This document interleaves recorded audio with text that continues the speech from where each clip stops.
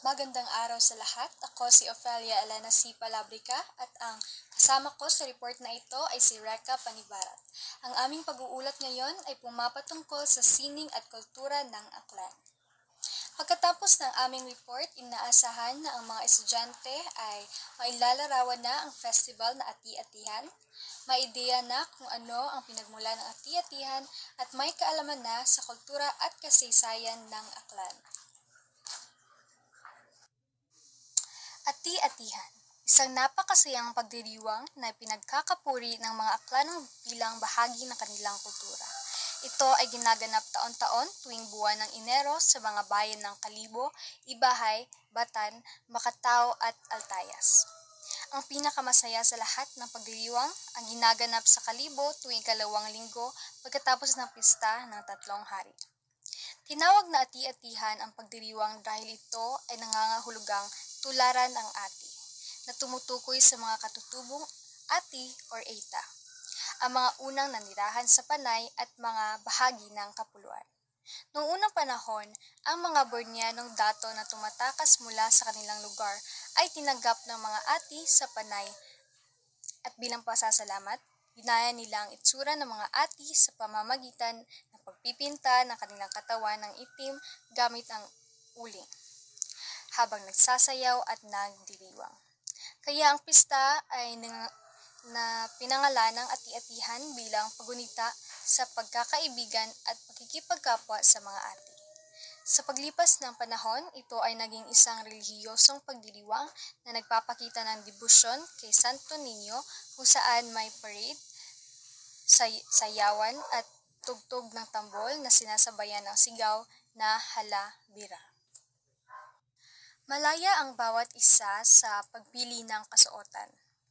At mula bata hanggang matanda, mayaman at mahirap, may pinag-aralan or wala, lahat ay makikitang nakikipagsaya sa gitna ng kalye. Sa tuwing nagkakasalubong ang bawat pangkat, sila ay sumisigaw ng Viva kay Senyor Santo Niño, habang iba naman ay sumasagot ng Viva. Ang pagdiriwang ay nagiging kumpleto lamang kapag ang nagsisipagdiwang ay nakapasok na sa simbahan at nakahalik sa imahen ng Santo Niño sa altar at mahaplos ito. Ang pinakamahalagang bahagi ng pagdiriwang ay ang prosesyon na karaniwang nagsisimula sa ganap na ika-5 ng hapon sa huling araw ng pagdiriwang. Ang karamihan ay nagdadala ng sulo mula sa simbahan hanggang malibot nila ang bayan. Pagkatapos sila ay babalik sa simbahan kung saan humahalik muna sila sa Santo Niño bago umuwi sa kanilang bahay na masaya ang kalooban at parang hindi nararamdaman ang pagod sa mahabang araw ng pakikipagsaya sa kakaibang pagdiriwang na ito. Ang prosesyon sa Ati-Atihan ay may malaking kahalagahan bilang simbolo ng pananampalataya at debosyon kay Santo Niño.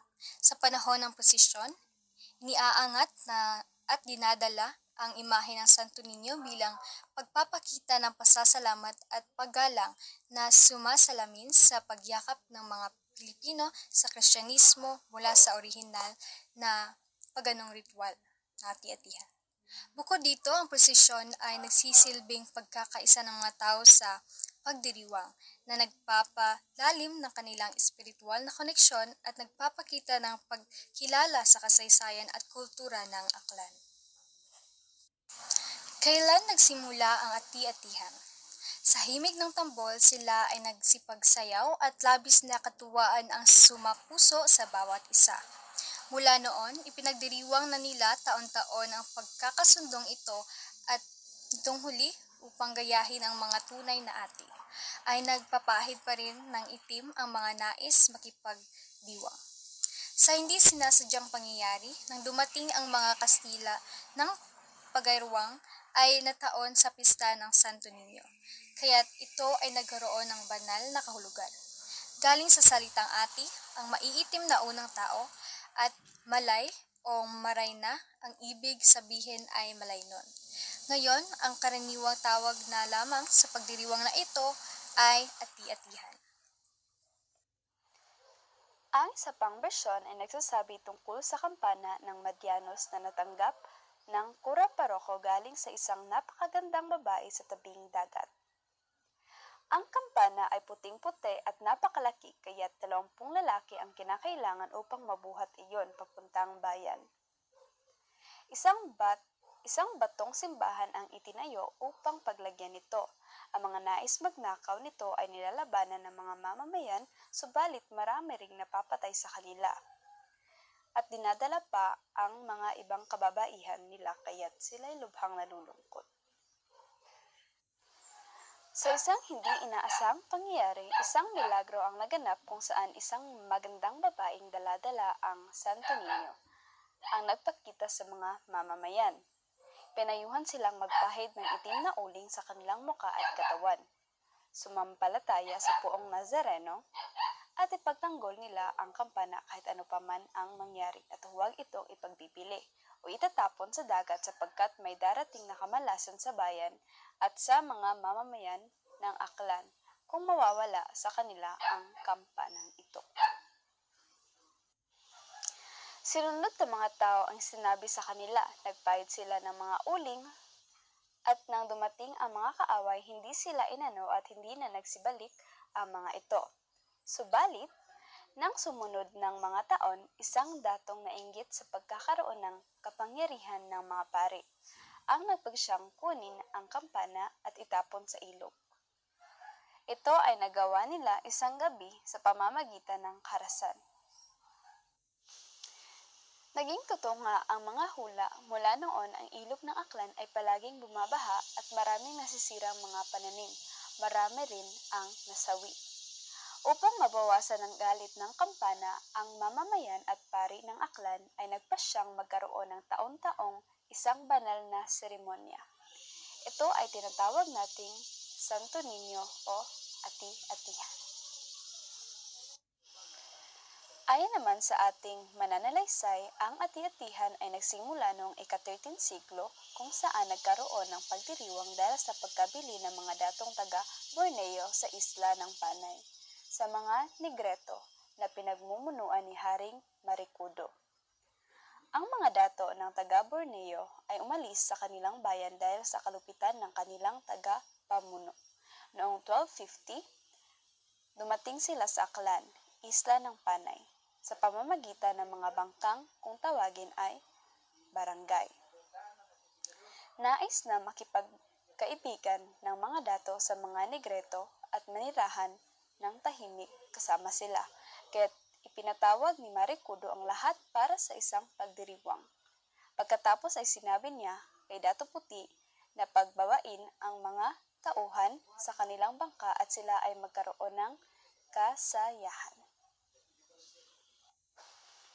Pagkatapos ng pagdiriwang, pinag-usapan na ng mga matandang sakop ni Marikudo at ang 10 datong taga Borneo ang tungkol sa pagbibenta ng panay. Isang gintong salakot at isang gintong kwintas ang napagkasunduan nilang kabayaran ng panay. 3 araw matapos ang bilihan, lumipat ang mga taga Borneo sa kanilang bagong tahanan.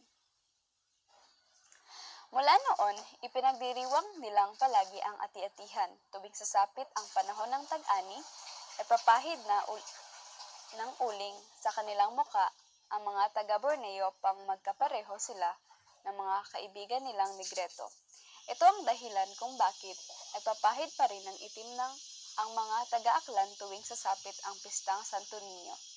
Nang dumating ang mga Kastila, pinag-utos ng Aklan na si Don Antonio Flores na ang pista sa bayan ay gaganapin sa araw ng Santo Niño, ang patron ng mga Kastila. Mula noon, ang ati-atihan ay ipinagdiriwang na tuwing ikalawang linggo pagkatapos ng pista ng 3 hari. Ang kasaysayan ng Aklan ay nagsimula noong ika-13 na siglo nang dumating ang isang pangkat ng mga sultan na galing sa Borneo.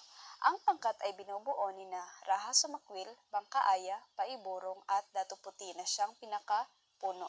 Binili nila ang panay sa hari ng mga ati na si Haring Marikudo sa pamamagitan ng isang gintong salakot at isang gintong kwintas. Isang konfederasyon ang binuo at ito ay tinatawag nilang Katilingban ni Madias na binuo ng tatlong lalawigan, Irong-Irong, ngayon ay Iloilo, Hamtik, Antique at Aklan-Aklan sa pamumuno ni Raha Sumakwil.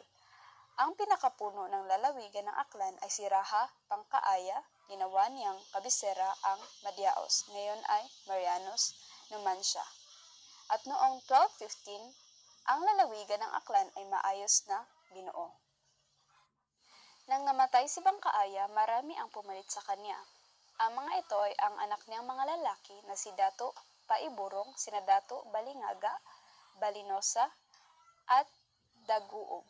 Si Daguob ay nagtatag ng kanyang sariling pamahalaan sa Capiz, at nang siya'y namatay, pinalitan siya ni Hagnaya. Ang magsipalit naman ay sa kanya ay si Dato Alimbukod, Balit, Sapi, Kalitnan at ang Pagbuhawi. Ang pinakahuling dato na namuno sa Capiz ay si Dinagandan, na kung saan inurong niya ang kaniyang pamahalaan sa Aklan sa bayan ng Bataan. Yun lang po ang maikling kasaysayan ng Aklan. Ako po si Reka Edulin Panibarat, ang iyong tagapag-ulat.